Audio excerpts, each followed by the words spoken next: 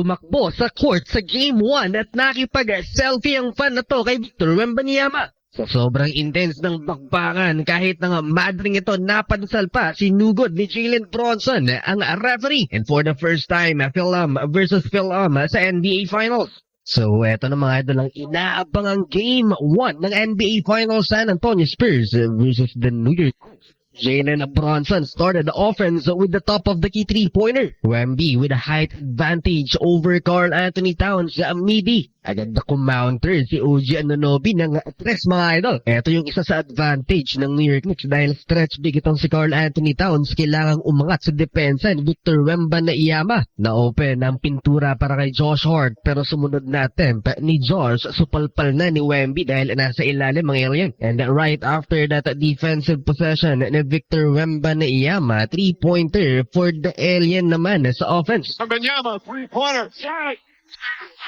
Ito yung best example ng defensive weakness ni Victor Wembanyama. Karl Anthony Towns on top, iwan si Wemby, drive to the basket, layup for Cat. Instant naman na naging impact ng ating kababayan si Dylan Harper sa offense at sa defense ng San Antonio Spurs. Still, na-foul siya ni Mikal Bridges 2 free throws. Ito pa, another transition offense for the San Antonio Spurs. Dylan Harper with an end one opportunity. Gets inside, by a stud and a foul. Dahil lang naman sa kanya, nakalamang ang San Antonio Spurs sa New York Knicks.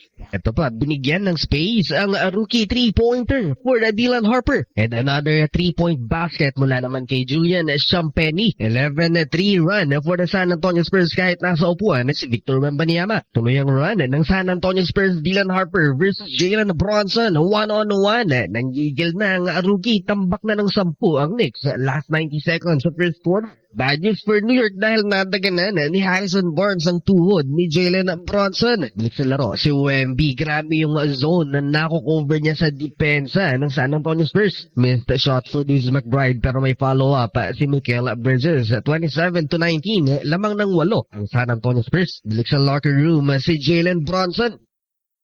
Wemby versus Cat again, isolation, naiwan na sana ang depensa ni Wemby pero masyadong mahaba at nakarecover pa sa defense ng alien. 8-minute mark sa second frame, Karl Anthony Towns versus Victor Wembanyama, hard foul ni Wemby sa Knicks big man. Tapos mangyari to, ibinalik ulit si Jalen Bronson kasama na si Jordan Clarkson for the first time this NBA Finals. Quality minutes for JC and from 10-point lead, may chance na ang New York Knicks na maitablang laban sa end one opportunity na to ni Mitchell Robinson. Poster ang inabot ni Luke Cornet and one. With the 3 foul. Throws it up for Robinson and it goes in. And the foul. Kaya lang missed ang bonus free throw. Nagkabantayan ng dalawa nating kababayan sa court, Dylan Harper at si Jordan Clarkson. Jalen Bronson, aggressive drive, naapakan ang paa niya, namilipit sa sakit mga idol ang star player ng New York Knicks. Grabe tuloy yung gigil niya kay Scott Foster, dapat daw end one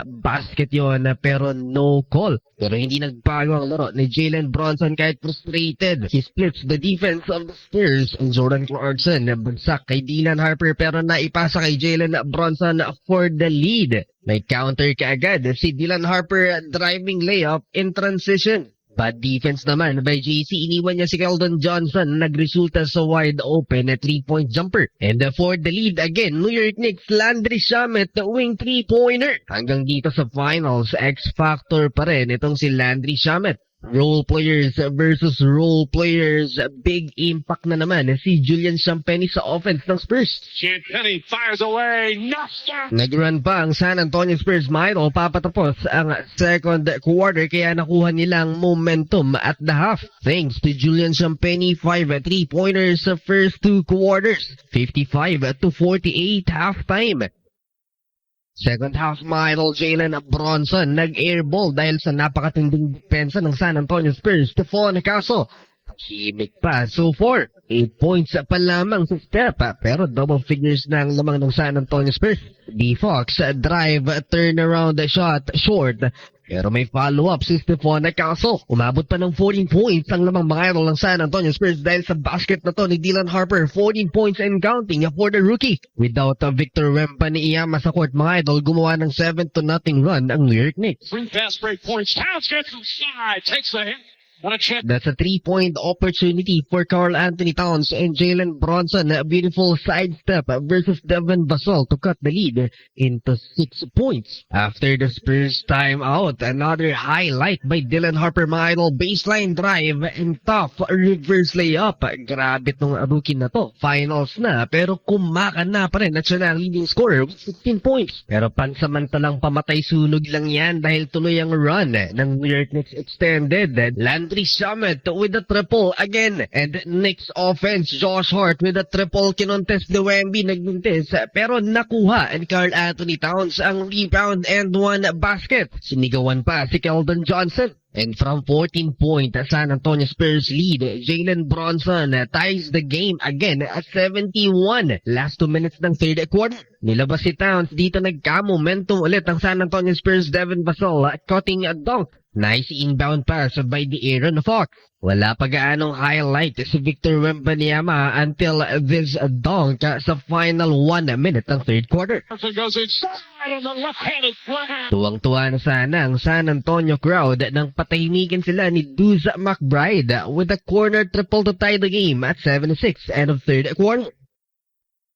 Just a pure basketball dito sa Game 1 ng NBA Finals. Cutting layup ni Landry Shamet and driving layup naman ni OG Anunoby. Tatlo na ang hinahabol ng Spurs. Wemby to answer a follow-up dunk shot. Kahit ang mga madre napapadasal sa intense ng laban.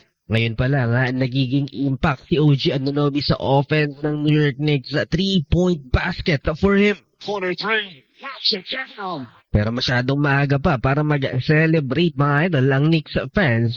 Stephon Castle, much needed 3-pointer to stay close, 86-84. And then Devin Vassell with the follow layup to tie the game once again at 86. Clutch time, dito na nag-step up mga idol ang superstar ng New York Knicks, Jalen Bronson. He's unstoppable pag nakalusot sa pintura. Lalo na pag one-on-one situation, he cooked Julian Champagny. Drives inside. Layup. Banks it in. Yeah. Tinatawagan pa ng timeout ng Knicks fans ang San Antonio Spurs.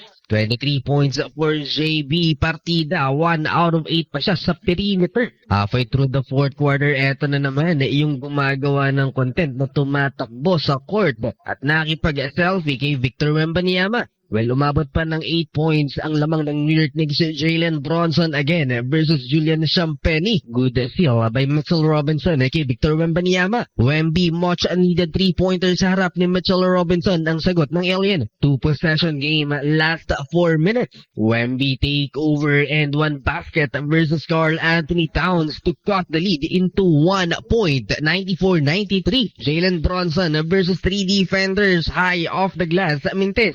Medyo naging buhaya sa play na yun si JB. Nakalamang ang San Antonio Spurs 95-94 but Jalen Bronson hits this cold-blooded 3-pointer. 2 minutes ang natitira sa game clock. 60 seconds left. Nag-commit ng crucial turnover si Wemby. Naghahabol ng 4 ng San Antonio. And for the dagger shot, Jalen Bronson mid-range. 1-0 in favor of New York Knicks.